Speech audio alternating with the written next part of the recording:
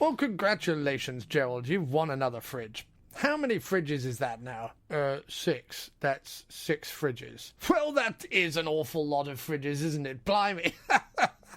What on earth are you going to do with 6 fridges? Open a restaurant? Well, yeah, 6 does seem rather a lot. I mean, especially as I've already got a perfectly good fridge at home.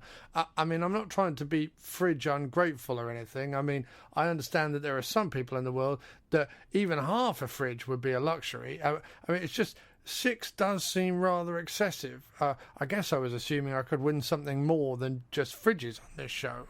Nope, fridges is all there is. And how many questions have I still got to go? 28. And I could potentially win a fridge for each right question? That's right, yes. That's why the game show is called Everyone Wins a Fridge. I mean, I just think we underestimated the intelligence of our contestants. I mean, we should have put in some sort of fridge prize safeguard, or, I don't know, maybe ask more challenging questions. But we also wanted to make sure that, like the name of the show says, everyone wins a fridge. Oh, it's a constant dilemma. Well, you must go through a lot of fridges. I mean, you should maybe start with a toaster or something and maybe work your way up to a fridge. Well, everyone wins a toaster. Doesn't have the same ring to it, does it? Well, I suppose you're right. I mean, you're the expert after all. Hardly. Before this, I used to stitch raccoon ears into necklaces and sell them for drug money. Well, that's a little honest. Doesn't matter. Nobody listens to this show. Right. Here's question 7. What is the name of the show with this theme tune?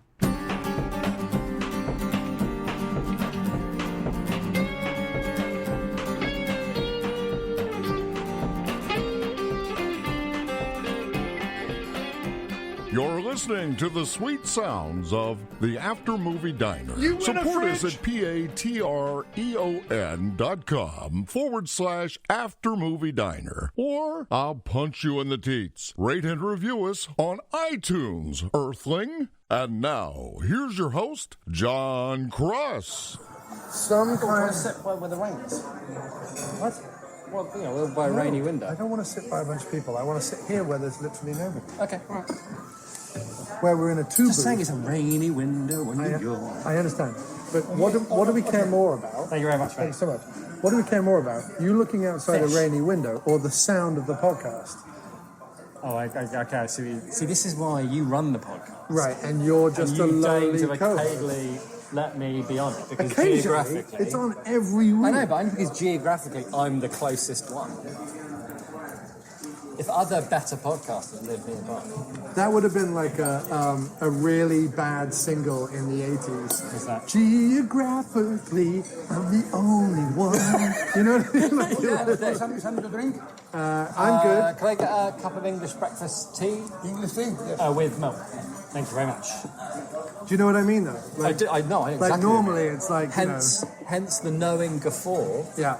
After you said it, I was I was impressed. I didn't just like it. I didn't you're just the laugh. only one. I was also impressed. All right. It was all, no, I'm serious. It was all rolled up into it, mate. It was all rolled up into it. Oh, this is why I had the Al Pacino sandwich or something. Al Pacino. Al Pacino. Al Pacino. I never know it before. Have the Al Pacino. Have the Al Pacino. Oh, the Al Pacino. Aye, have the Al Pacino, please. You want a lemon or milk? Milk, please, thank you. How would you like the Al Pacino? I'd like the Al Pacino. I'll have it toasted. Al dente. I'll have it toasted. Al dente. Al dente. I'll have the Al Pacino. Al dente. I'll have the Pacino al dente. Have you met my wife? Al dente. Al dente. Sure, it'd be husband, al dente. Listen, I don't judge people's way of life in 2019. Right, but... Right, okay, I get what you're saying. So you're saying your wife is called Al? Al dente. Al dente. Al Al dente. dente. Have you met the missus? Have you missed it? Al Al dente. Dude, that's just picking up and slapping your menu a bit. Sorry, I'm doing that. I do flap the menu. Have the Al Pacino. Oh, thank you very much. Thank you, lovely. Thank you very much. Al dente. Oh, great. Now I have you... I'm just taking a tea bag unsheathing now. your It's tea like bag. going to a diner with the sound police. with the Foley police. I quite like... Don't rustle. I quite like. Sit up straight, don't rustle. The Foley Police is like a police cover band, but it's the police cover band run by a guy called Al Foley. Al Foley. It's the Al Foley police cover band. Grab the Al Pacino. Giant steps are what you take, walking on the moon. Al Pacino. Al dente. Walking al dente. Cooking, it'd be cooking, wouldn't it? Cooking al dente.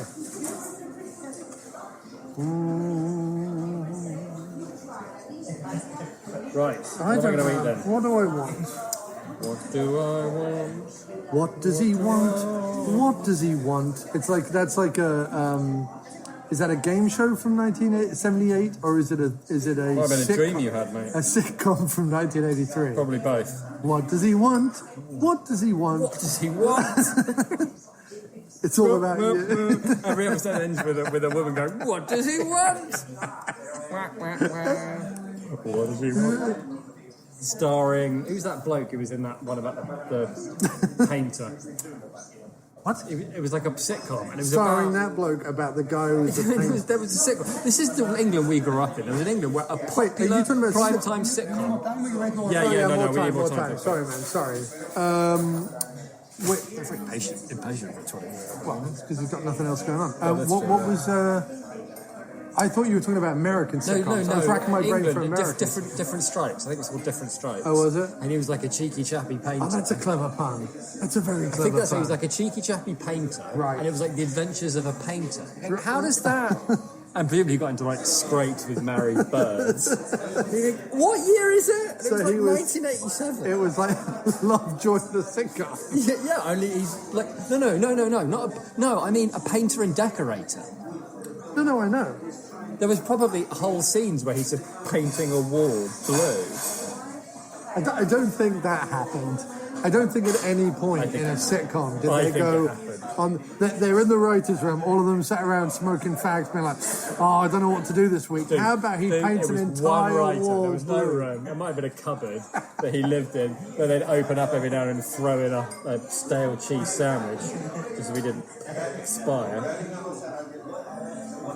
Well, I'm going to have the Sunset Boulevard omelette. I was thinking about this. You know, it's low cholesterol, right? That's fine. Do you see what I just consumed at the? Yes, good point. I love that. You're like, you just consumed your body weight in snack foods, and then you're like concerned that the omelette I want to order might be low I'm cholesterol. making a mushroom. The Hall of Fame platter, the Al Pacino, Robert De Avocado, Niro. spinach and Swiss. I love how they run out of name. Like, it's the Al Pacino, the Howard Stern, and the Robert De Niro, and then it's just chicken pesto panini.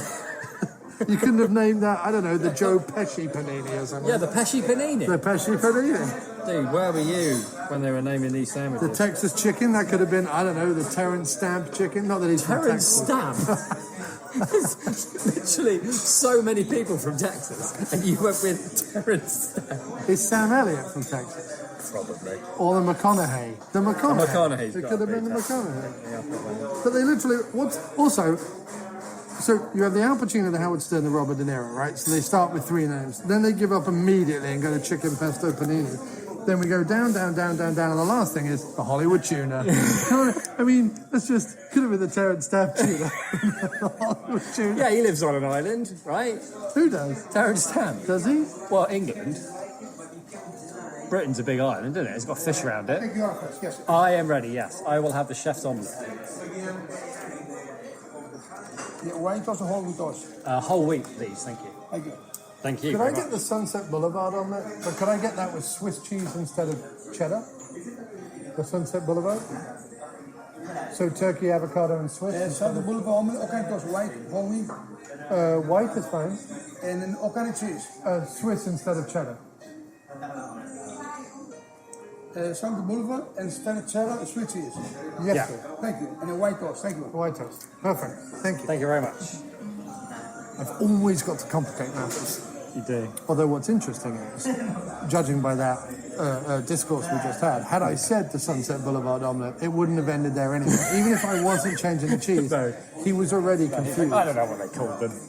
I told them. In fact, they got as far as Robert De Niro before I said, if you don't stop naming the sandwiches things I'm not going to remember, I'm going to get cross. He's like, all right. We'll stop at the Robert De Niro. Can we have a Hollywood tuna? You can have one Hollywood tuna. One sandwich can be named after Hollywood, but that's it. It's just a Hollywood. Or all of them.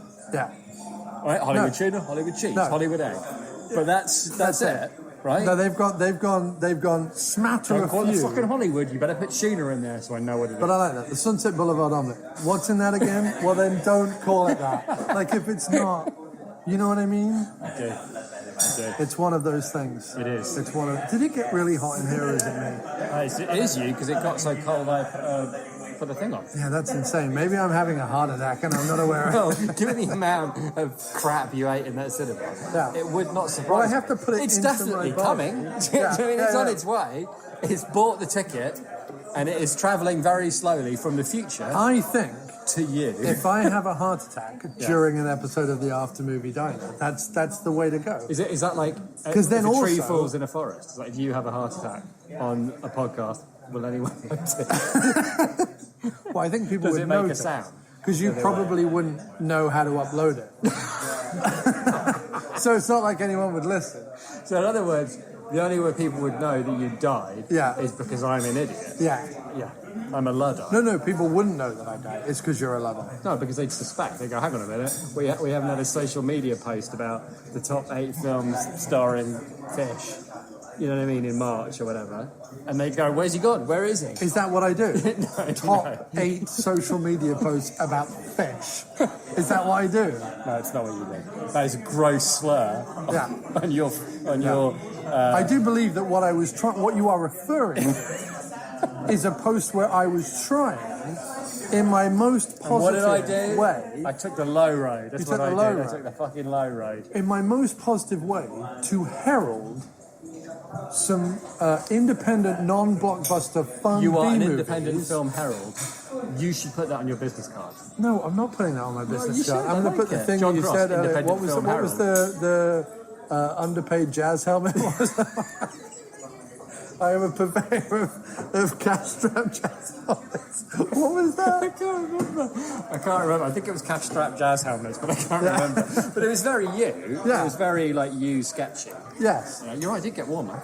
But no, I have been trying of late, and I am going to tie this into this week's movie, so don't worry, this isn't another tangent. Oh, here we go. No, I meant that in a nice way. I like the way you weave things together. Right. This is a positivity. I'm in a wave right now, a positivity. Sometimes the wave comes crashing to the floor. And sometimes it's just a fart. And is decimated. And sometimes you go, oh, this is going to be a big wave, and then it just is a piddle. Yeah. And you realise that you've just sitting in your own fart. Displaced a turtle or something. Displaced a turtle? Well, there's turtles in the ocean, right? And then they, if a little wave just maybe displaces I don't know. I think the metaphor's got away from you a bit. All right, okay. Step back from whatever the hell it was supposed to be. Okay. No, I'm on a bit of a wave lately because... so it started off earlier in the year, realising that in general, 2019, not been bad. Not shabby. We rarely... Not too shabby at all. Rarely have we come out of a movie, and we've seen a lot of modern, new release movies this year. It does make me think of the Third Man, the age of the Borgias, and you know what I mean? In an age of chaos and suffering in which we currently live. Yeah. That great art. Yeah, I wouldn't say that it's great art. What I would say is we've had some movies... Great art, no. No. Hitler, Not great art, no. The Man Who Killed Hitler and then the Bigfoot Great was art. great art. Great art. Come to Daddy was great art. Great art. But anyway, so I've been making all these lists on Letterboxd, as I am wont to do. Letterboxd.com/aftermoviediner. Find me, follow me, like me. Social. Bow, bow. Yeah, I'm not sure that gives it quite the modern tinge that you're shooting for. Canine. So... Nuns on the Run. Oh yeah, they use that fucking Danny Elfman song and everything. I don't think it's Danny Elfman. It is. It's Ongo Bongo, I think. No, it's called The Race by Yellow. No, I don't. Oh no, they're different songs. The Race by Yellow is Nuns on the Run. That's it. Okay. Anyway, you're right. The Bow Bow Chicka Chicka is used in lots of different films. I always think of it as Canine. There's one more film that's hugely popular that everyone else thinks of it of, but I don't know what that is. I always think of it as Canine. Anyway. Yeah, they must do, right? Because like, who remembers Canine except you, me, and John, and presumably Jim Belushi and the dog. The dog's still king. The dog's dead, right? Yeah, it's 30 years old. You've heard it here first on the After Movie Diner that Jerry Lee Lewis of Canine Jerry Lee is dead. It was just Jerry Lee. It was just Jerry Lee. Don't press me on canine knowledge. Well, no, but not the name of the dog in the movie. The name of the actual dog. I don't know the name of the actual dog. I think the name of the actual dog was Jerry Lee Lewis. No, it wasn't. I think the actual name of the dog was like... And I'll fight anyone who disagrees with me. I'll lose, but I might get in a cheap shot before I go down. News tonight, Jim Wallace, the body of Jim Wallace was found bludgeoned to death after someone pointed out that the dog's real name in Canine was Max. Jim was having none of it. It probably was. And fought to the death. I did. Yeah. No, so... I'm back now. From beyond the grave to listen to you talk about stuff. The After Movie Diner with John Cross will return right after this.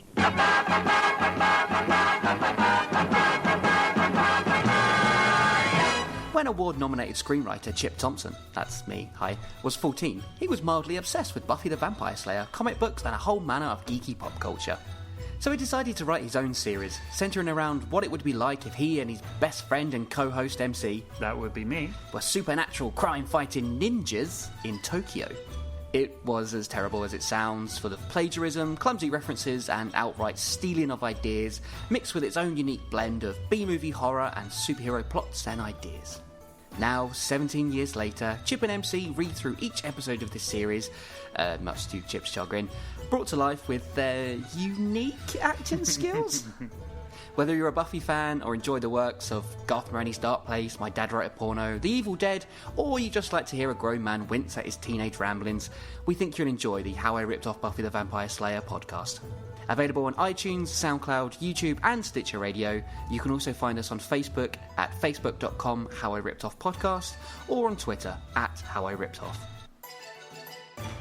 Yes, if you want to hear an ad read out in the middle of the After Movie Diner for your project, your website, your podcast, your album, whatever it is that you do, if you want to hear an ad read out in my bad English tones in the middle of this show, then please go over to patreon.com/After Movie Diner, and for the $3 or more per podcast show package, I will read out or play a promo for your site, your store, your podcast, your web series, or anything that you want on the show at least twice a month for 3 whole months. My goodness, what a deal. It's basically free advertising, except that you have to pay me. You also get an After Movie Diner mug worth $17. A thank you and a mention once on the show. So why don't you go ahead and do that? Announcer Spike will tell us how. You're listening to the sweet sounds of the After Movie Diner. Support us at patreon.com/After Movie Diner. Or I'll punch you in the teats. Rate and review us on iTunes, Earthling. So I've been making lists on Letterboxd. Check it out. And then started to look at this, and I was like, I've had a rash, not a wave, but a rash of... You all right, mate? Do you need cream? The only salve I need. Oh, here we go. Wallace, here it is. Brace yourselves, everyone. More movie bliss. I get where you were going. I just thought they'd get me. What if it was movie bliss tease? Because that's a salve for your lips. That's pretty good. No, I like that. Bliss tease. Yeah, go with that. If you please. Go with that. But no, had been getting a lot of screeners through lately. And in the past, I'd watched a few screeners and been like, oh, bollocks, I have to really review this and interview the fucking director of this pile of shite. However, lately, the last, 8 or 9 have, been real treats. Coupled with some of the more indie ones that we've seen in the cinema, and a couple of ones that I've watched at home on Netflix, which I also really enjoyed, stuff like Paddleton and things. Paddleton was really good. I watched that on your recommendation. You were right, it was great. by the way, go to aftermoviediner.com and see all the interview and review stuff we're doing. We've had Gwen and the British director William MacDonald. We have had Tone Deaf, starring Robert Patrick, and the director of that, Richard Bates Jr. Chefs is there. Thank you very much. Lovely. Who goes Halloween? That would be me. There you are. Thank you so much. Look at that. Thank you very much. Lovely. Thank you. Perfect. We have coming up. We have the two directors of Freaks, which is a really good indie sci-fi horror movie coming up with Emile Hirsch and Bruce Dern. What?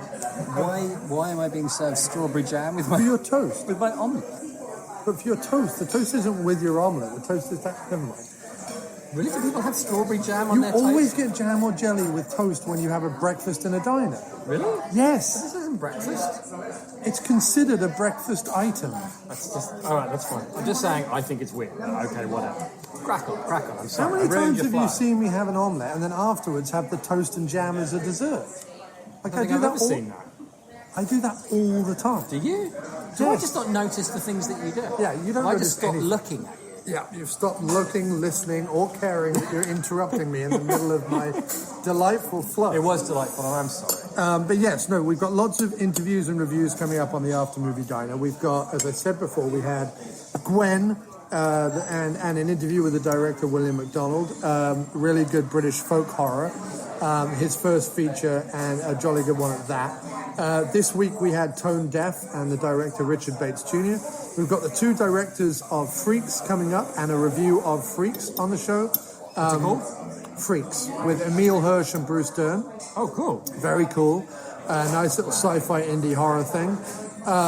We also have Satanic Panic, which is... I wanted to bring it up because it's very similar to this movie and we can kind of move into that. And I just the other day interviewed the star of that movie, Hayley Griffiths, so that'll be on the podcast. And I also did a review for Madness in the Method, which is Jason Mewes' directorial debut.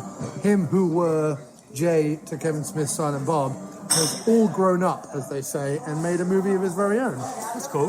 So yeah, lots of really cool indie stuff coming out. And so I decided to put together a list on Letterboxd of my top indie B-movie non-blockbuster films of 2019. I knew what I meant, but I was trying to define it in the title of the list. Bit clunky, but I went ahead anyway. Yeah. That's fine. You go for it, mate. And came up with 14 films that have surprised me and that I have enjoyed, or that are legitimate masterpieces, such as Hitler, Bigfoot, and Come to Daddy. And what was nice about it, as I was saying to Jim before we started the movie, you know, I was watching Satanic Panic, which, very similar to this movie, it's sort of a little bit of a commentary about blue-collar woman versus the rich 1%, who happen to have a dark, supernatural secret, let's just say. And I was reviewing it, and I was looking at it, and it's chock full of practical special effects and gore and comedy and action and various other stuff. And I was looking at it, and I was like, I started to be a little cynical, as is my wont, shock horror. But then I suddenly stopped and I thought back, because I was like, oh, this movie really wants to be society and it's not society. And then I started to think back to society and I'm like, yeah, but apart from the really surprising ending and the screaming Mad George special effects, how actually good is society, right? It's got Billy Warlock in a leading role, which nobody gives a shit about, really. And it's not like the script is some work of satirical genius. It is, ooh, the dark underbelly of the rich and how the rich keep getting richer, right? And it's slight nod towards the 80s excesses. Well, why doesn't 2019 deserve similar? It deserves a similar film. So I suddenly, through something you said about 47 meters Very down, wise. uncaged, about if they were talking 70s lingo, we wouldn't have hated it so much. We didn't hate it. We liked the movie, but we hated Oh, the way the lingo. Yeah. I suddenly thought, well, if I was, 15 and watching Satanic Panic for the first time, or indeed tonight's movie, Ready or Not, what would I think about it? And I would would it be the society of my generation kind of thing? And I thought, yeah, actually it would. In fact, if anything, it's probably got a slightly stronger script and a much stronger leading actor in it. So I suddenly I had a bit of an epiphany this week. So not only did I realize 2019 has been balls so far, I've been really enjoying it, but also I'm seeing lots of smaller budgeted movies that are giving it the beans in the best way, and I'm watching them uncynically, which makes me feel really good. Congratulations. That's where I'm at. That sounds lovely. Yeah. So, how does Ready or Not fit into that? Well, I think the hardest thing about Ready or Not is its close proximity, sadly, because I want both movies to do really well. But it's sad proximity to Satanic Panic. Now, Ready or Not is going to do much better than Satanic Panic because it's a much bigger movie in terms of the marketing and in terms of the distribution. We have seen trailers for this for like the last month, I think. And although it's not Margot Robbie, which I initially thought it's Samara Weaving, one quick Google of Samara Weaving and the internet itself is very confused as well, not just me. Although I should have known who Samara Weaving was because she was in an episode in the first series of Ash vs. Evil Dead. As she is a New Zealand, she's either Australian or New Zealand, but either way, she's an Antipodean, and she was down there when they were filming, and that's how she ended up in the Well, TV. all I know about her is having been very, not to say extremely unconvinced by her in the first 10 minutes. She was fucking spectacular. Yeah. She was really good. So the only downside for me, having seen Satanic I can see Panic, that. Sometimes it's tough to see too. is I kind of wanted it to be... I wanted both movies to be slightly different, or different enough, that they could both have their place. They are different enough in execution, and even a little bit in storyline. But if you watch them basically back to back, which kind of... Not that Satanic Panic was the last movie I watched, but it's certainly fresh in my mind because I was just interviewing the lead actress yesterday. It was a little tricky for me to kind of completely separate the two. But saying that, Ready or Not is tons of fucking fun. Samara Weaving gives it the beans. Everybody's great. Everybody's Adam Brody's great. Adam Brody's really good. He's really good.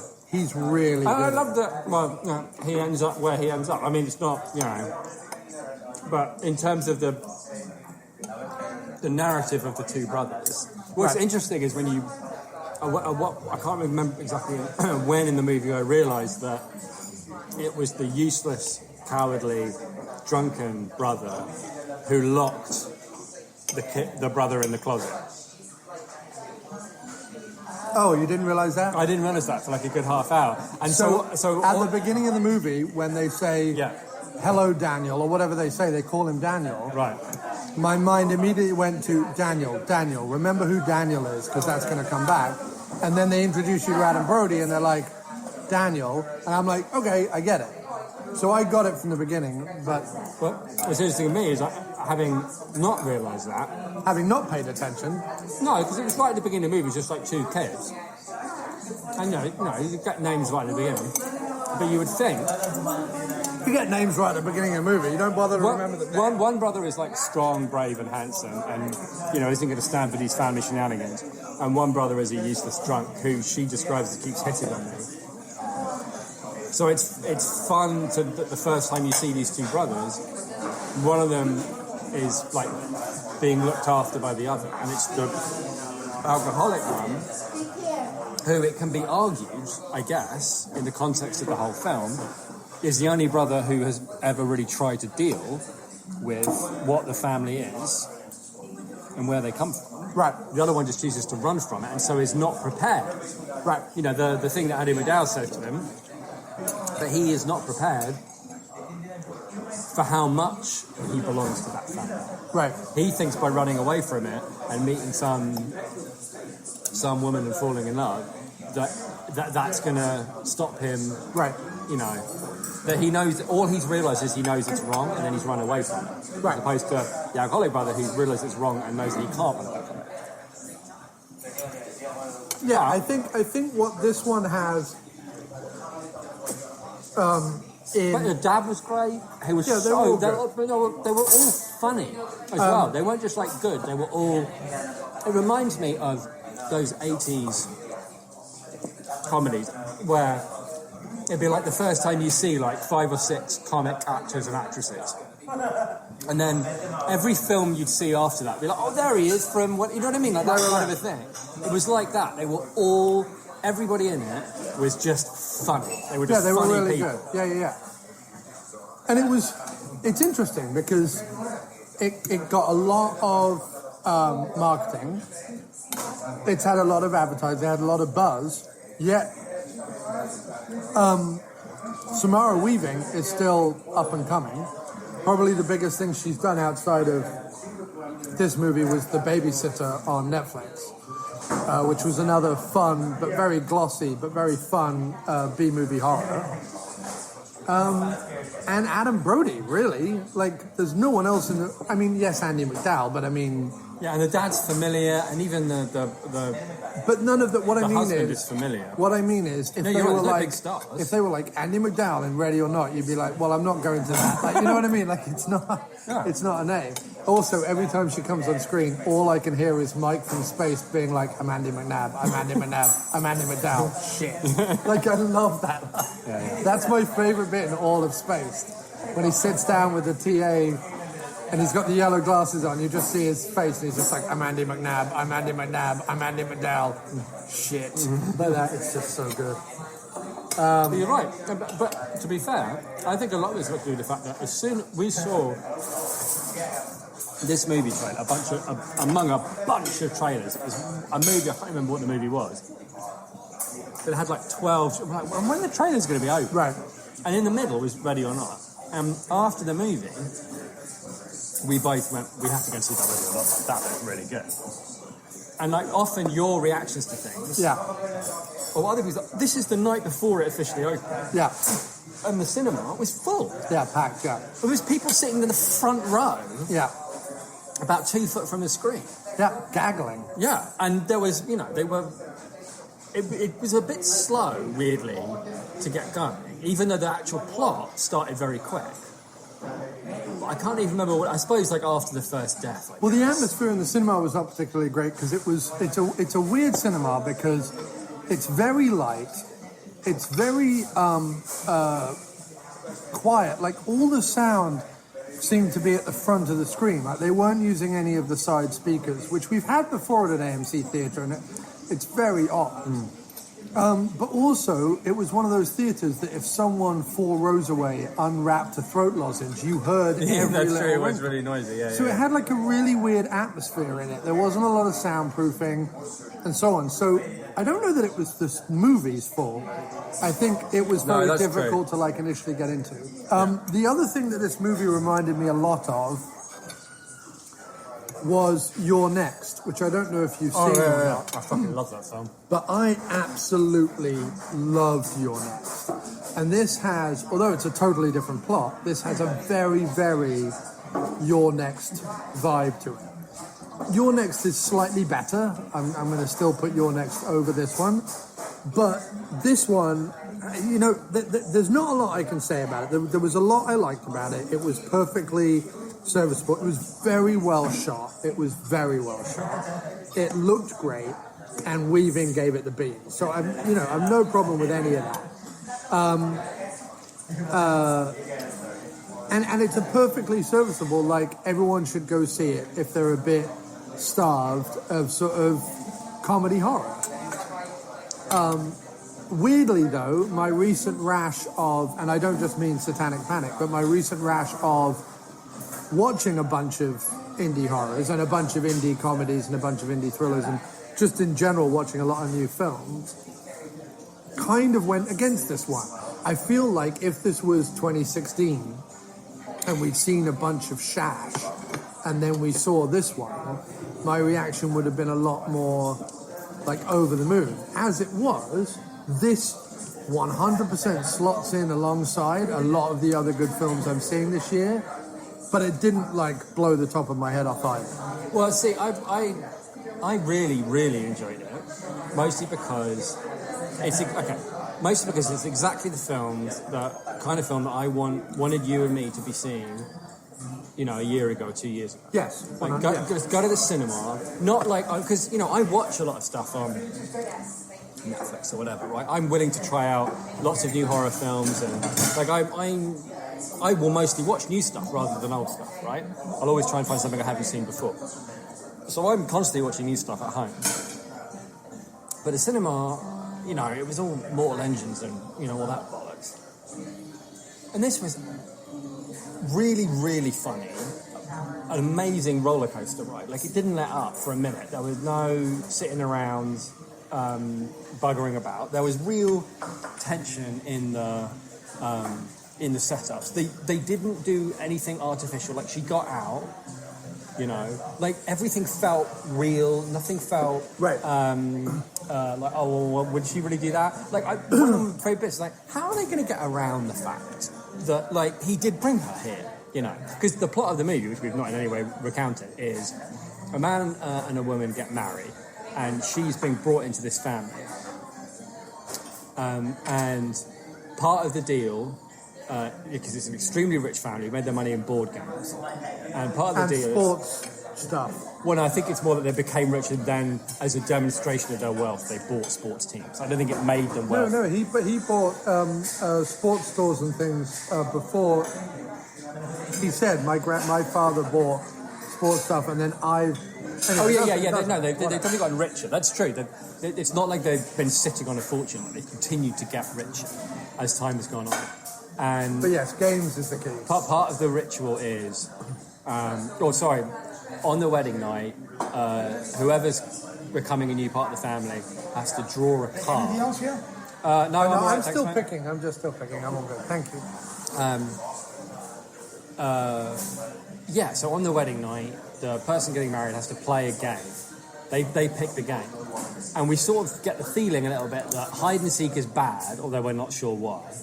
And sure enough, she picks hide and seek. Well, there's a magic box. The box picks it. It's like a magic box, and the box picks it. It's all like, basically, it's all about a thing that they owe their fortune to kind of like a pact with the devil. No, but it's important that she didn't voluntarily pick hide and seek, is all I'm saying. Oh, yeah, you don't have to go into the whole thing. It doesn't really matter. But yeah, well... It kind of does, actually. Well, no, it doesn't, because she doesn't know what any of it is. You see what I mean? Like, the point is that when she picks the card out of the thingamajig that reads hide and seek, right, it means nothing to her, but to everybody else around the table, it's this huge big deal. And because we'd seen the trailer, we knew what was coming. That was the only thing that spoiled it, I think, was that for the first 20 minutes or so, it's like, well, we know what's coming, so can we just, like, you know, can we get to that bit? Right, but I have to say that the fact that the movie starts with them literally going down to get married, yeah. What was nice about it was the movie did get going. Like, the added information we got from what we saw in the trailer about LaBelle and all that was important. But basically it went wedding, game. Yeah, that's true. And then... Yeah, no, you're right. Like, we didn't see them, for example, in an apartment in New York getting ready to go to the country. No, that's true. You're right, it did start with them getting married. You know what I mean, though, right? No, you're quite right. You're quite right. I guess it's just that there's always that thing of, like, if I hadn't seen the trailer, but then again it began with, you know, with the game, so I'm not sure that's even true. But either way, she discovers that what hide and seek means is the family are going to have to find her and kill her in some ritual sacrifice in order to ensure that they not only stay wealthy but stay alive. If they don't kill her before the sun rises, they're all going to die. Right. And there's some indication, and I don't know what you thought about this, but there's some indication that, because we meet the husband of the sister and the wife of the brother, both of whom have no moral compass, like both of whom are shits for different reasons. Right. And it's almost like, yes, the box picks hide and seek because, well, it's been 30 years or whatever since the last time, so I need another soul. But also, she's a good one. Like, the reason why I didn't take the souls of the brother's wife and the sister's husband is because they're both shits. They belong in this shitty family. Yeah. That's true. I need a fresh. And actually, not that she's virginal or anything, because they're clearly not. But like, no, it's true. She's a good person. And given how it all plays out, if the goal of the game is to keep the family together, then it kind of works. Right. In that, anyway, had they done it before the sun rose? Well, also the way it plays out is, and this is a spoiler, so if you haven't seen the movie, go see it, then come back and start listening again. She doesn't kill anybody. Oh, yeah. She's a badass throughout the whole movie, but she doesn't kill anybody. You're right. She strangles the butler, but he lives. He lives. Yeah. She punches the little kid in the face, and that's it. Funny. You're right. I totally missed that. You're completely right. Oh, by the way, the other thing that kind of blew my mind was that Satanic Panic, and I don't know when they were both made. Neither of them would have seen each other's trailers, but in Satanic Panic, the lead woman also punches a small child. And I was a bit like, huh. Anyway, carry on. Sometimes these things are just floating. Well, but that's what I mean. I think what's interesting about the movie is it is clearly tapping into a sense in the world of, like, rich people run everything. And if we're going to get out of, like, from underneath this, we're going to have to fucking work for it. Do you know what I mean? Like, we're going to have to live through we're going to end up covered in vomit, and goat guts and people's blood and with holes in us. And maybe we'll get out from underneath the rich people if we're lucky. Right. Because and that's the thing. Yeah. Like it's less like, oh, they are evil and so they deserve to be punished, right? It's more. Although I guess the moral of the story is with the pact is like when you make a pact with the devil and like that is going to come back to bite you in the arse, maybe. But yeah. So anyway, but the thing I did love the whole story about that it was on like some tramp steamer going across the ocean. Yeah. Yeah, it was really evocative. I could have done with like a. No, I'm all right. Thanks, mate. I'm all right. Thank you. I could have almost done with like an old flashback of that. Like, it was very evocative. It was true, but then I did like that it stayed with her the whole movie. Yes, it does. Yeah. So the thing I was saying is that the moment I started really liking it, like, well, no, this is good. I was thinking, how are they going to explain the fact that this guy who's like handsome, Mr. Handsome Be Wonderful, this great guy, right, that she's married to, like, got her into this because he did, right? I mean, he got her, and he can, like, play the, I was hoping, you wouldn't pick the card and blah, blah, blah. But right at the end, he says, and she's like, well, you just tell me what was going on. If I told you, you would have left me. And there was a moment I think, yeah, she probably would have done. Yeah, right? You can't go, my family want to draw lots and try and murder you if you pick the wrong card. You're like, okay, well, I'm out. And if I hadn't proposed, you'd have left me. So his only choice was propose and hope she doesn't pick a card. Which in his lifetime, other than because he was locked in a cupboard when it happened, the last 30 years it hasn't happened. But he has, as he recounts, he's seen people try to get out of it and die. So that's all he knows. So immediately it's like, okay. So there's a reason for her here. I don't feel like this is, Yes, but there's also an interesting parallel with the idea of, like, the chances in the world. There are those, like, chances who are like, oh, just as long as this goes my way kind of thing. Yeah. And then when the consequences hit, are not in any way equipped to handle the consequences. You know what I mean? They were literally living on, luck, keeping their fingers crossed, even though they had all the information. Had all the information. Like, it's like when someone comes up to you and it's like, playing roulette is stupid because there's a 1 in a billion chance or whatever that it's going to land on whatever it is. But someone being like, no, but like tonight's my, you know what I mean? Like that, but on a scale that doesn't just affect you and your bank balance, but affects everyone around you. And I suppose I'm trying to think of ways. It's like someone with a cold going into work being like, I'm not going to get anyone else sick, or... No, I know exactly what you mean, but what I liked about that moment was, what they have to do here is this is really key, this is a key moment, they have to sell that her being here is likely. It's not just like a setup for a movie where she's going to be hunted. Right, no, I get it. The script was very tight. Just that bit of dialogue, it really hit. Because it was, I believe that. And then I liked him for most of it. But it was, and I really, you do love the Revenant kind of people going through hell, like, oh no, all that kind of stuff was fantastic. And it was funny and the comedy was dark.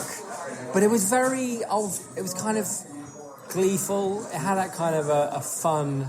I'm trying to think of what it reminded me of.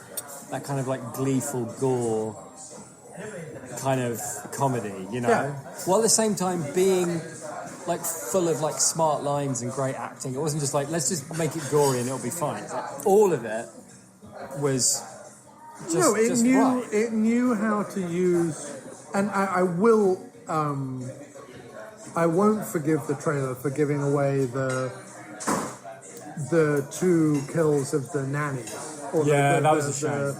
Because those were too big. But then that's what... To put one of them in the trailer would be okay. To put both of them in the trailer really spoils that second... That's true. Although one of my favourite bits was when he's looking at his phone. And I can't even remember what it said. What was the word? It was like he was checking a text on his phone from his mate. His mate says, "What up, dog?" or whatever. Right, and then... He's like, family shit. No, it was like, "What's up, dog?" And then it was something like, it wasn't like balderdash or like, it was like fash or fit. I can't remember what it was. It was like a really weird, like peach or something. It was a weird word. Well, his name was Fish or Fitch. Oh, no, it wasn't that. It was something that was like a weird word. Anyway. At the end, he's like, "Don't be a bitch." Yeah, don't be a bitch. He was great. Because he turns to the other wife, the wife of the brother, near the end, he goes, like, at what point do we just cut and run? Right? And then when she walked away and, he was really aggressively... Yes, he done. Really aggressively, like, doing the swear behind... That was very Bottom. That's what it reminds me of. It reminds me of Bottom. Like, a lot of the gore and the hacking things off and the ultra-violence and putting the finger up behind people's backs in a ridiculous way. It has like a very Bottom, over-the-top, violent, funny feel to it. In a weird way, I could have done with it being sort of even more like that, in a weird way. I mean,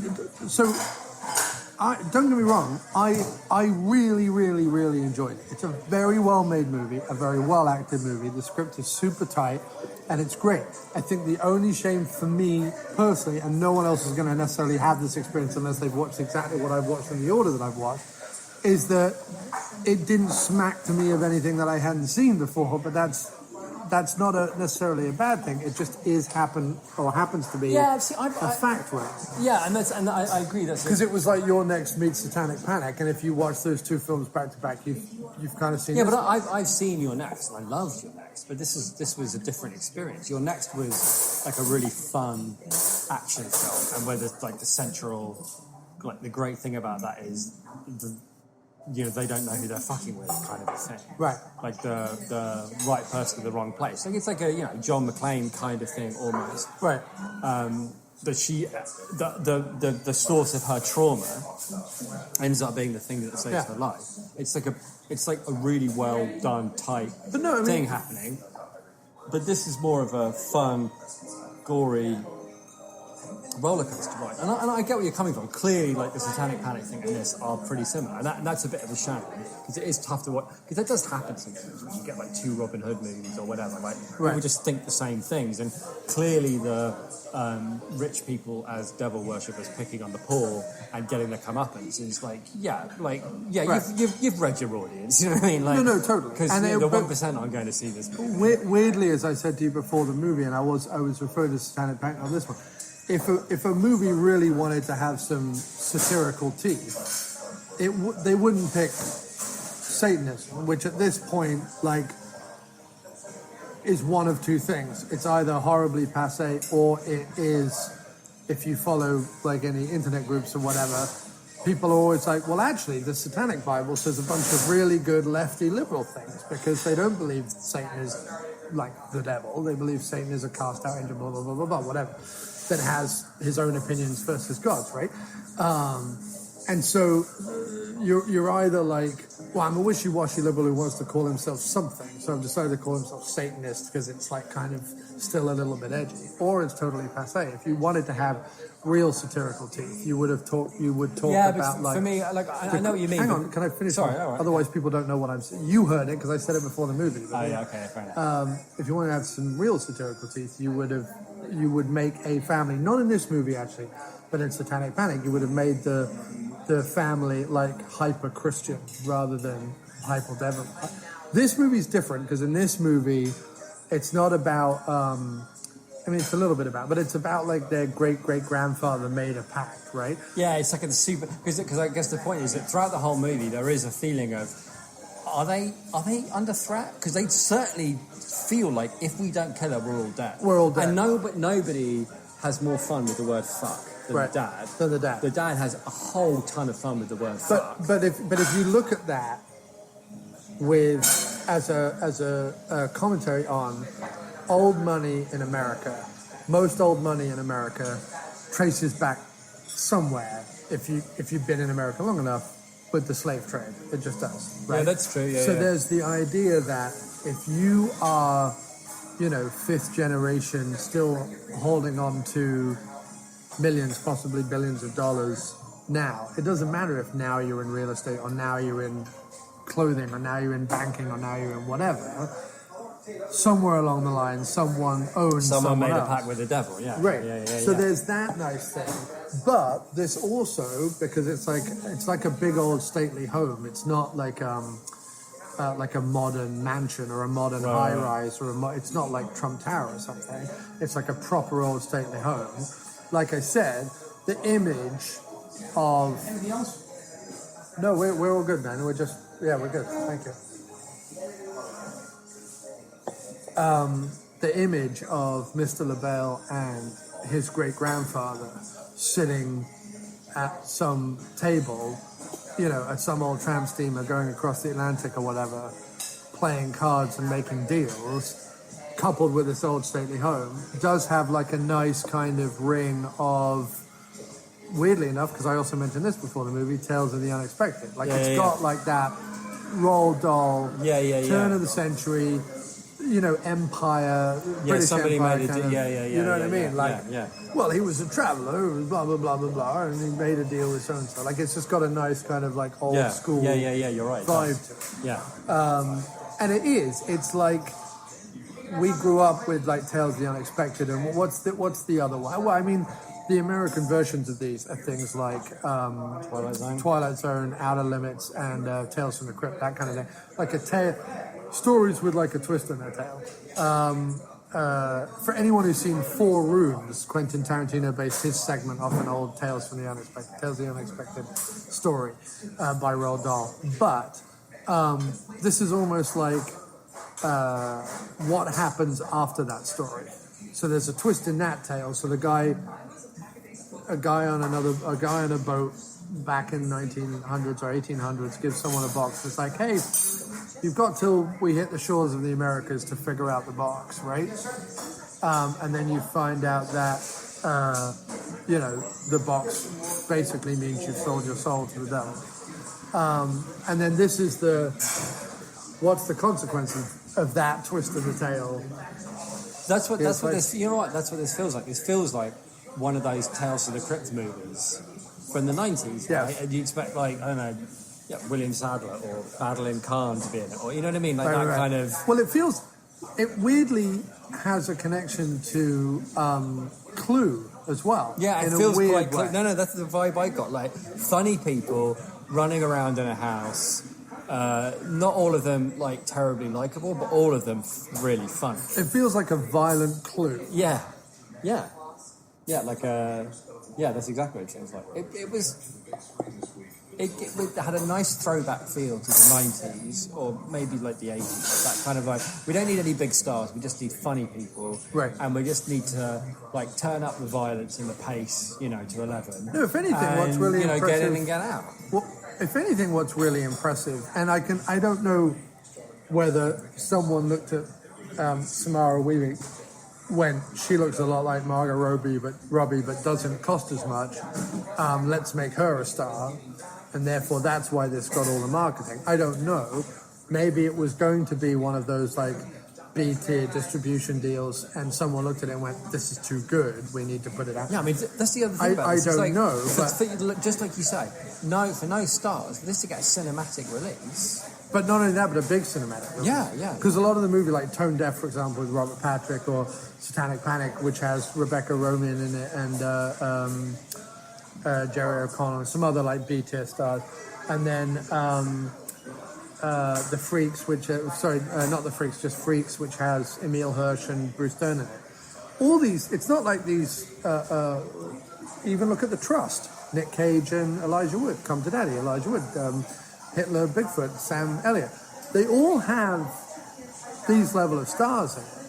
So, and all of them, bar none, could be cinematic movies, and I would love for them to be in the cinema. But all of the ones I just mentioned got a week, possibly, in an IFC or a Anthology Film Archives or a Alamo Draft House, and then went straight to Right, on but what demand. I'm wondering is... Whereas this could have gone straight to on demand, but I want to know kind of why this... Well, no, but see, this is what I'm thinking. I reckon that what might be happening, is what I hoped would happen, is that once things start consolidating, once Fox got sold off to Disney, and Disney fucking owns everything, and people are just like programming up against Disney, I felt like... And also, everybody's trying to launch a franchise, and they're all failing, and they all cost hundreds of billions of dollars. Like, no one's making another Mortal Engines. I don't care what anybody says, no one's making another Battle Angel Elite, and you can fuck off. Right? It's not going to happen.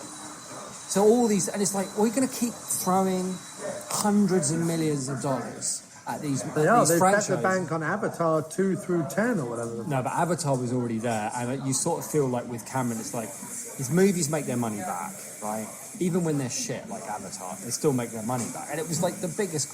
Like, Terminator 2, and then Titanic, and then Avatar, like the biggest grossing movies. It took them ages to make them, but when they came out, so it's like, that's fine, that's a safe bet. But continuing to throw hundreds of millions of dollars at these franchises that go nowhere, which is all they've done for the last 5 years. Yeah. There's no harm in going, well, look, here's a movie. It's funny, it rolls along, it definitely taps into that whole, like 1% rich people, that have got it all in for us kind of thing. Let's give it a wider release, see what happens. And, like, you saw what happened. Like, there's clearly an appetite for, like, so... But what was interesting was we went to see 47 Meters Down Uncaged last week, and... That was a lot busier than I was expecting. That too, the cinema was packed, but it had a really weak opening weekend. Which is odd, because it should have been, especially last weekend, it was fuck all out last weekend, apart from a family movie. Yeah. Well, then I don't know. I mean, maybe not. But there's no harm in betting on that. There's no harm in going back to the model of let's spend a few million. Right. This probably cost... Don't spend money on actors. I'm going to say, if you include the marketing, this cost 50 mil, if you include the marketing. And they could probably make a lot of that back on either the cinema release. And then there's the other thing, too, that I'm convinced about, is that when you give something a cinema release, it automatically is going to cost whoever's going to buy it more money. Like whether it's Disney Plus or HBO, whatever the fuck it's going to be called, or any network TV, right? Any network TV channel, TNT or FX Movies or whatever, they want to buy a movie for their channel, if it's had a cinema release, it automatically costs more. So you get more money on the back end, which is where most stuff is these days. Right. No, I totally get that. And no, it's just interesting. And listen, it's very heartwarming that not heartwarming is the wrong word, but like hopeful that a movie like this gets heartening is the word I was looking for. That this got a cinematic release because, like I say, all the ones I've listed, all the ones I'm reviewing on the website, there isn't one of them that wouldn't play to an audience as big as this right now. And what I'm really excited about is outside of the occasional preponderance of a handheld camera, which is just plaguing every fucking movie at this point. Most of the films that I'm seeing, like I say, there's a whole bunch of RLJE is a distributor.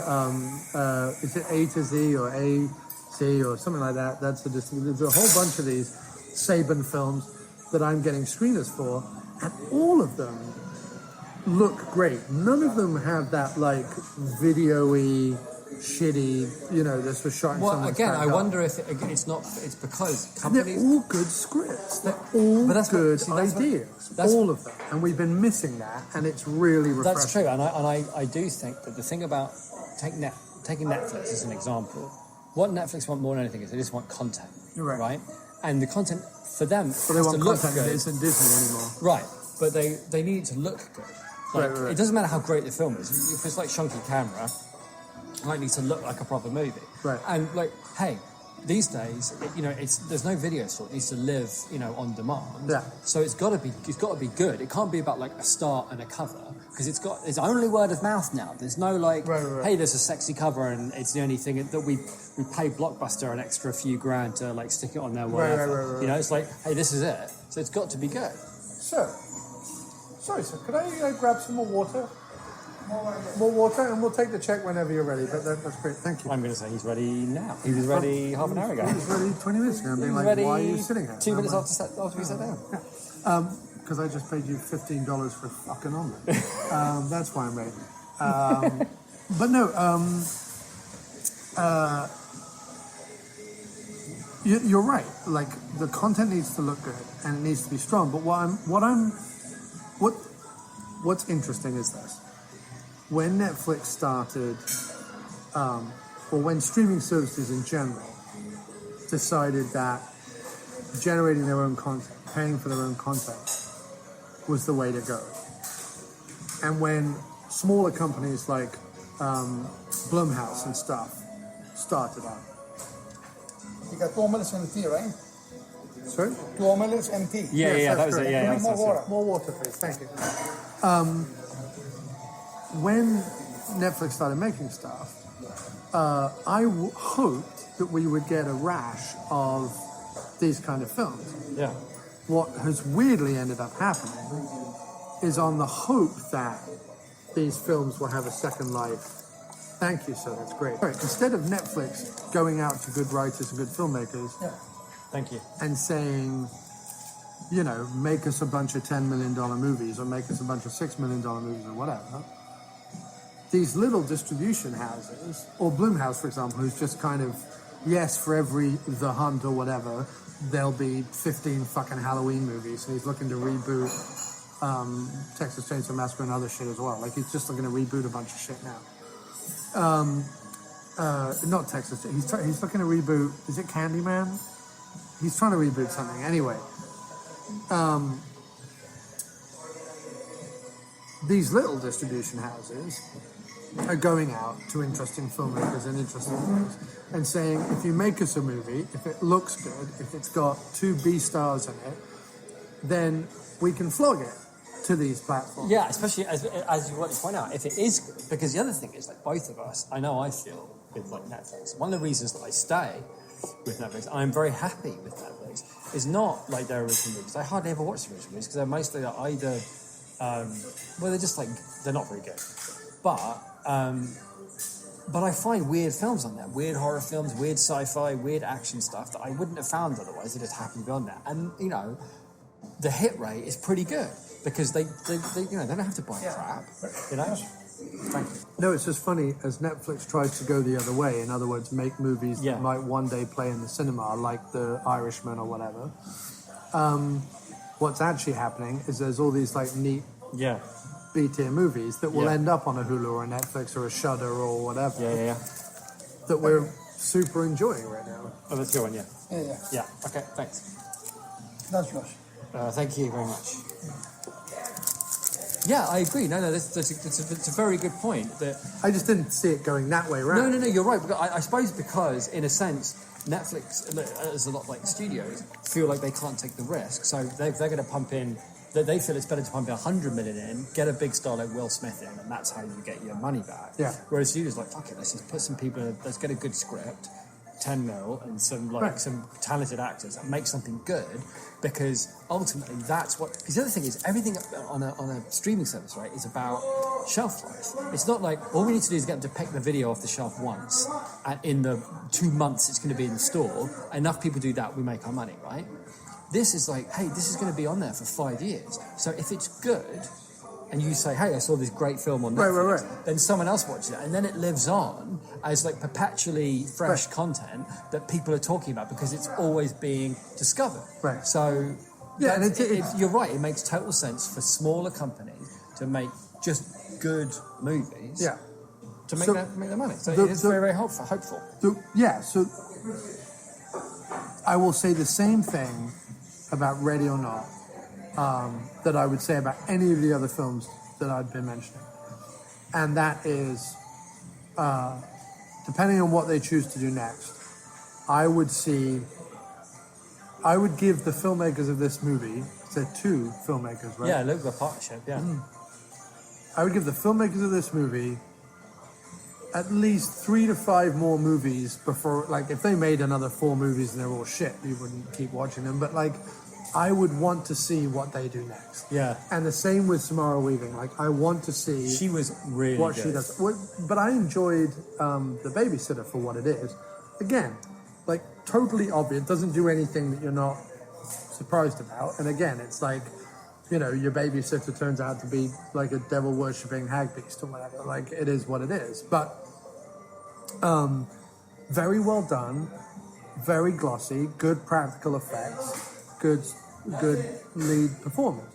Same with this one. Same with a lot of the others I'm watching. And I would say that, and I would like to put a call out as well. Like, if you're someone who goes along and sees something like a Ready or Not once in a blue moon and goes, fuck, I wish there was 10 more of these movies, please go to the After Movie Diner, and I'm not saying this because of me, but go to the After Movie Diner, aftermoviediner.com, and see the new releases. Just click on new releases and see what I'm writing about and see what my contributors are writing about. If you see this movie and you're like, and you're just 20, let's say, and you haven't seen a lot of horror movies before, you haven't seen a lot of movies like this before, and you're like, fuck, I wish there was 10 or 15 more movies that were like this that I could go see right now on demand or on streaming or whatever. I'm telling you, 2019 has been a really good year for them. It started in 2018, the second half of 2018, I caught up with 2018 at the beginning of 2019. So for me, I feel like they're 2019 movies. But I watched a whole bunch in the second half of 2018 that my colleagues at other websites had been telling me to watch. And the trend already started then. There's a bunch from the second half of 2018 and a bunch from 2019 that I will, promote until you're bored of hearing me mention it. And as I said in my post on Facebook, not because each one of them is going to be a winner for everybody. I know you watched like 5 minutes of Tone Deaf and it wasn't for you. And not because they're the greatest movies that have ever been. But if we're 100% honest, if we take away nostalgia, if we take away the fact that we grew up with them, if we take away whatever, Society, Reanimator, Texas Chainsaw Massacre 2, whatever it is, pick those like 80s movies that keep having a cult resurgence, they're not the greatest movies that were ever made. super fucking enjoyable, and they had a performance in it that stuck with you, and they had special effects that you were like, oh my god, I can't fucking believe I just watched that. They're not the greatest movies ever fucking made. I don't even know what the greatest movie ever, I mean, that's a subjective thing, but you look at them and they're like rough around the edges, and the characters don't necessarily have a through line, and blah blah blah blah blah, but there's something about them that pops.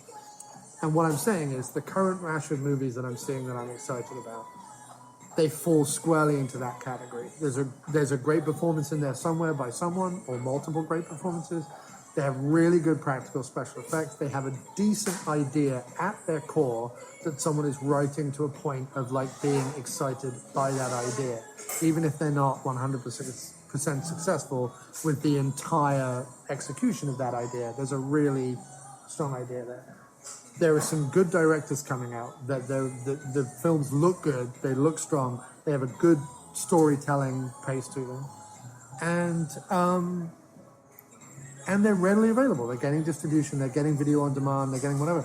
And it's taken 10 years, and maybe I'm being way too hopeful, but it feels like that thing we were saying when Netflix first started out, and when other movie streaming sites first started out, we were like, it's just not like a video store. It just doesn't have the, back cat content, or the range, or the picking out the random weird movie based on the cover or whatever. It doesn't have that vibe to it. Maybe I'm talking too soon. Maybe it all goes away in a year, but it feels like we're slowly getting to that point where I can go to a Shudder, I can go to a Netflix, I can go to a Hulu, I can go to an Amazon Prime, and there are movies there where I'm like, I kind of know that guy, I kind of know that guy. It's about devil worshippers in the suburbs. Great, let's put it in. You know what I mean? And one of them is going to be 50 years from now, The Burbs, or The Reanimator, or The Evil Dead, or whatever. I definitely feel like if you, generation. me, and John had seen Ready or Not when we were, 14 from Star Video, we'd have fucking loved it. Hands Adam Brody down. would be like, I will see anything that Adam Brody is in. You know what I mean? We'd be like, I Yes. love Adam Brody. Yes. Yes.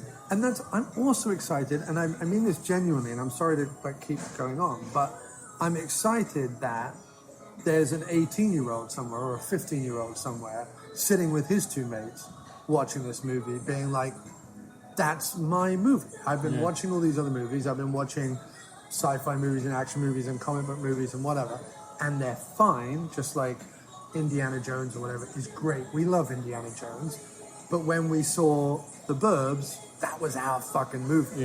Wasn't everybody's movie. No, I know what when you mean, we saw The Thing, that was our fucking movie. Wasn't everybody's movie. Indiana Jones is everybody's movie. Iron Man is everybody's movie. And they need to exist. But there's a 15-year-old or an 18-year-old or even a 25-year-old who goes to see Ready or Not, and he's like, oh, that's it. And that was us. And that's what I'm excited about with this next generation. And I haven't felt that way in like fucking 10 years, 15 years. Well, that's the good thing. To see a rash of movies Yeah, like that's the good thing, I guess, is that ultimately I think as well, one of the things about movies on streaming services versus TV shows is some TV shows repeat viewing, right? No question. But actually, people watch movies. Well, there's two things. One is people watch movies a lot.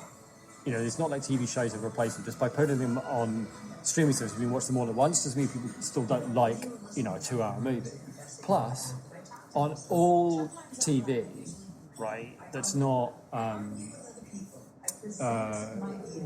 least in terms of American TV, right, either on demand or live, movies outperform TV shows everywhere. Like, movies just do the bigger ratings, right? They just do. So there's value there. So in other words, if you can get a movie that people like, you can sell it to not just Netflix, but you can sell it to Netflix for a bit, then you can sell it to Fox Movies for a bit, then you can sell it to some New Jersey affiliate for a bit, you can sell it international. Like, there's endless amounts of cash to be made out of one and done 5-minute, 2-hour movies, right? And you can make a fat pile of cash, and it was only, whatever, like 10, 20 million.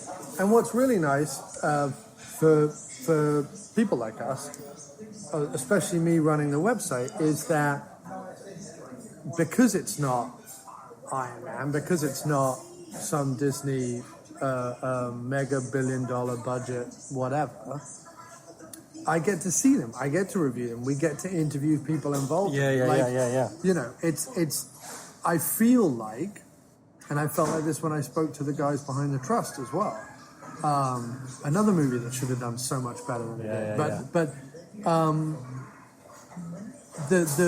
I feel like I'm speaking to the, you know, maybe not the John Carpenters of the next generation, but certainly like the Joe Dantes or the Wes Cravens or the whatever of the next generation. Like I feel like I'm talking to those guys who 2 or 3 films from now will make that fucking movie that for 20 years, 50 years people are talking about.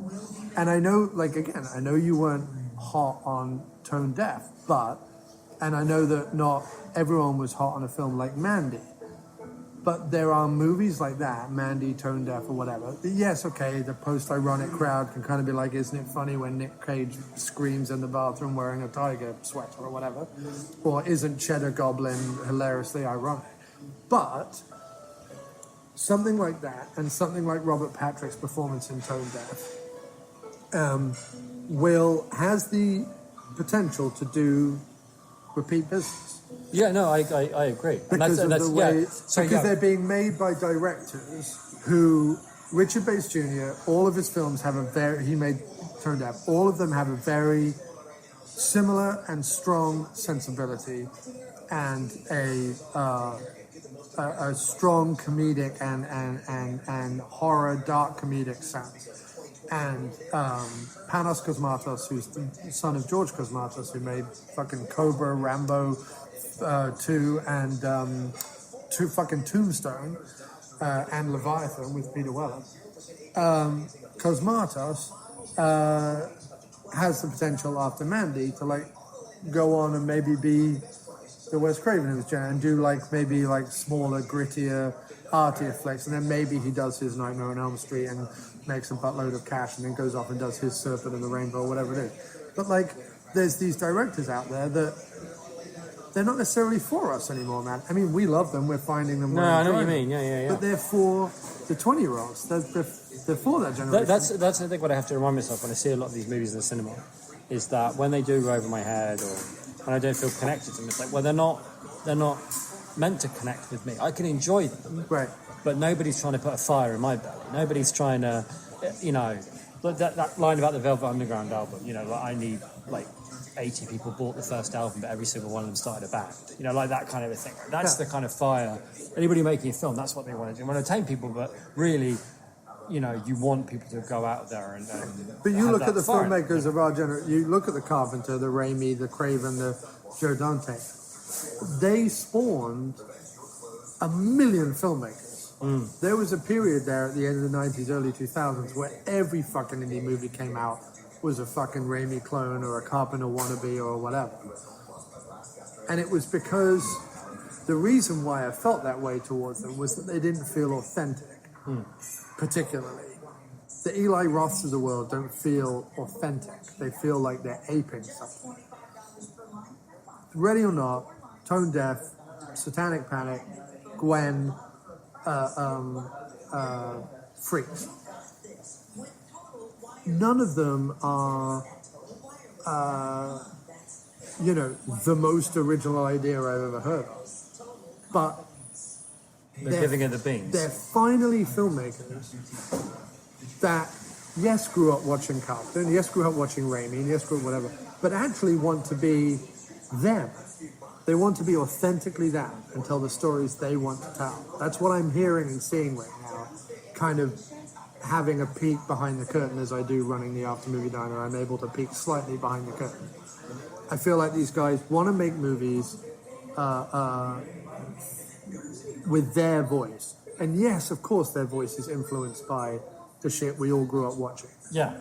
But it's tough tough to divorce. They're not aping it, though. No, I know what you mean, and you're right. It can be, it's not helpful to spot influences because it's like, yeah, you could watch a Scorsese film and go, oh well, that's from that, and this is from the other thing. But it's not because it's like Tarantino consciously saying, I'm going to take this bit from that movie and that bit from the other movie, and that'll be my movie.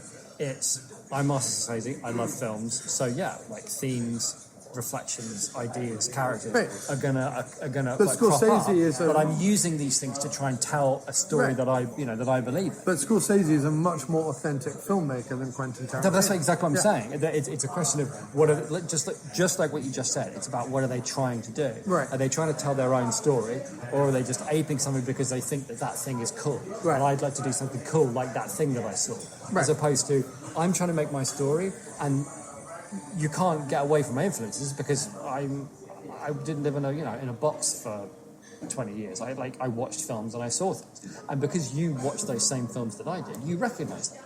But the 15-year-old doesn't know Right. fucking clue, right? You know what I mean? But the interesting so for them, thing it's was- like I've never seen anything like this. When I talked to Richard Bates about Tone Deaf, which is the interview that's currently up on the website,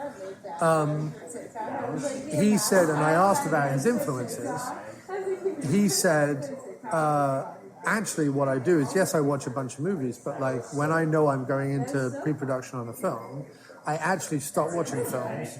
He's like, I read a ton of books and I listen to a bunch of music. He's like, music is, informs my movies almost 95% more than anything else. And it's interesting because like when Werner Herzog is interviewed at like Q&As and stuff and asked like what movies do you watch? He goes, I read books or whatever. Like when he has a film school, he gives them a reading list, not a movie list. He's like, don't go and watch other movies. Go read books. Go learn what life's actually about. Then go make a movie. And I'm not saying Bates Jr. is like up there with Herzog, but I'm just saying he acknowledges his influences, but at the same time, he's like... In a visual medium, I think it's probably tougher not to... Well, when you're writing, I think it's difficult to ape stuff. Yeah. Like it's so obvious when you're aping something, and it's not cool to ape somebody else's voice. Right. But to ape somebody else's look, it's like, yeah, that's cool. Like, that's like it's a bit Blade Runner this or a bit, whatever, right?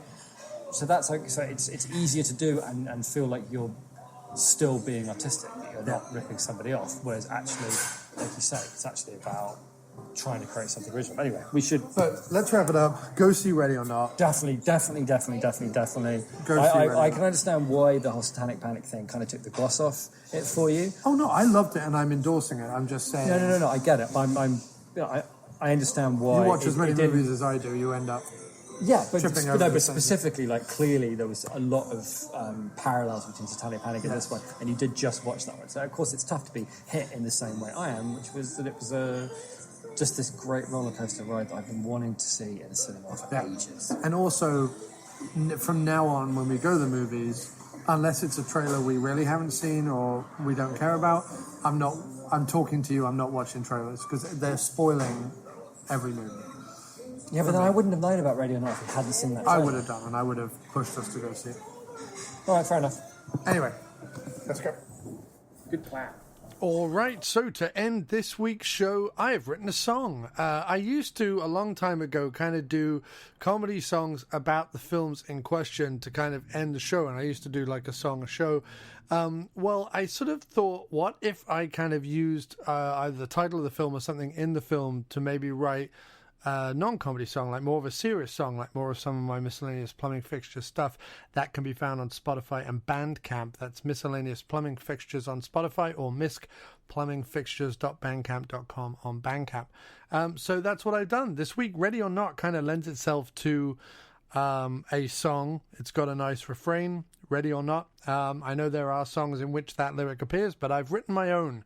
So that's what you're going to listen to. And if you want more music, head on over to miskplumbingfixtures.bandcamp.com.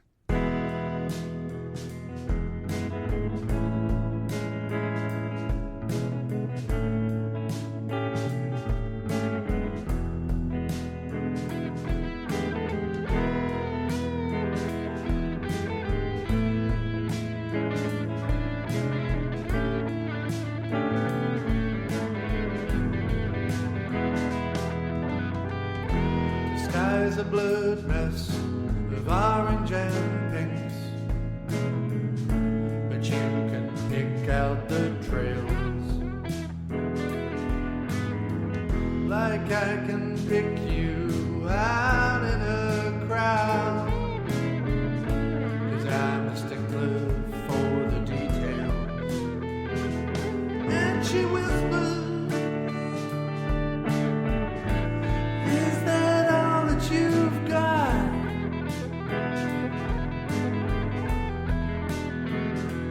And she says, ready or not.